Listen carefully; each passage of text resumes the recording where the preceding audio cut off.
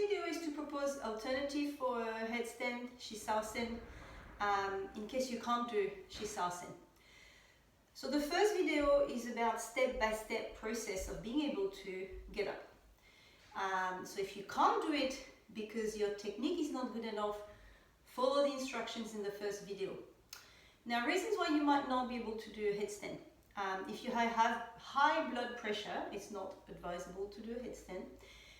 If you are menstruating, and there could be conditions, you might have it could be today that you have a bit of a sore neck,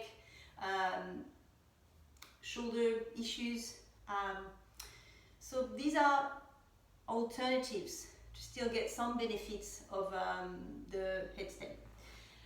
So the first one, we're going to just show you lying back on 2 blocks. So the blocks are in a T shape, one under your shoulders, one for your head.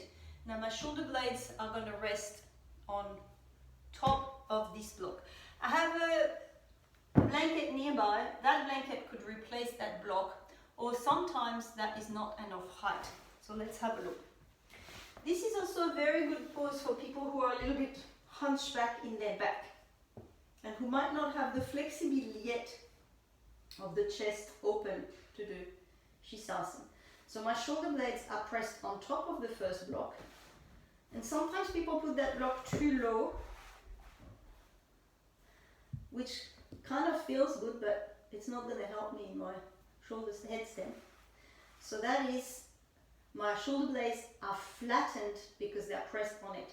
So that upper part of my spine, also referred to as my dorsal spine, when I do a headstand, I want my dorsal spine to be pushed into my body. So it starts giving me that feeling. It also will open my chest. Now some people, this part of your body, your dorsal spine, might be a little bit caved in and your head might not be able to come back. Here the back of my head neck is long and the back of my head is resting. Now if it feels like your head is tilting back, then you will need more height.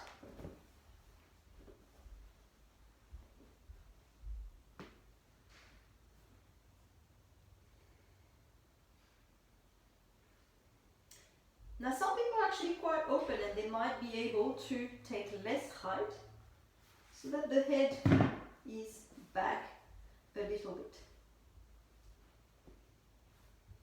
But my back of the neck is still long. My heels are extended, arms resting to the side. So that's a very easy way as an alternative to a headstand. To come out of that particular pose, it's good to move the support to the side and just lie back for a few breaths, just to give the body time to recreate and imprint. So another good alternative for a headstand, if you have issues, is to do going through a chair. Now I'm going to grab a mat and fold it in 4 and put it on the chair.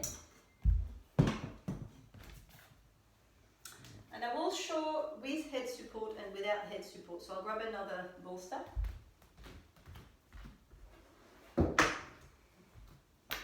And I'll put some height on top of the bolster. I'll come through the chair, sit at the front of the chair. I want my heels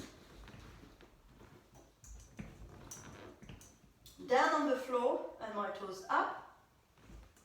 I have my elbows on the chair, lift the back of my dorsal spine, so the back ribs are between the shoulder blades, lifting up a bit. That's where the block was before. And then I can straighten my legs and move my head back and have the head supported. Now you don't have to have the head supported. For some people without support, it feels a little bit too strong. If you're new to that pose, you might have a bit more height. But eventually the head is tilting back and it's the top of the head that is onto the support. My heels are extended, the top thighs are pressed down. Once I'm comfortable in the pose, I can bring my hands through the chair Now my legs are a little bit short, so I can't quite touch the floor, but my heels are still extended. I could have a bit of height under my heels. Now I'll demonstrate without height under your head. And the buttocks forward, back ribs off the chair, my hands through the chair, head back, heels extended, top thighs down. Now you could stay in there for 2 to 3 minutes. And if you want to time yourself, just put a timer just behind your head.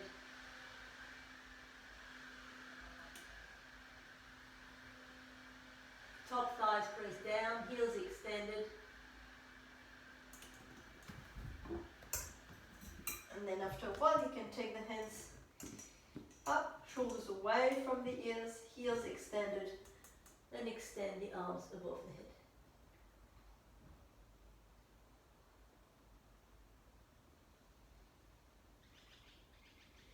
So the head is back, the top of the head is facing the ground. The similar position of the head as if you were in Sirsasana headstand.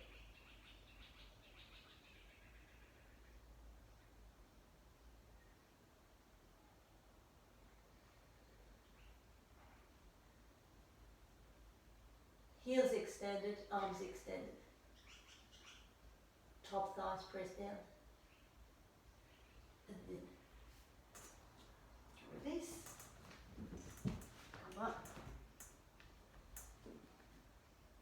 Always good when you come up from more back bending posture to stay in a neutral position for a while. So making sure my tailbone is long. I'm sitting more to the back of my sit bones. And I'm staying up in a neutral position, shoulders down. My feet are hips width apart. Feet are under my knees. And then I can do a simple twist to the right, keeping the tailbone long, shoulders down. And to the left.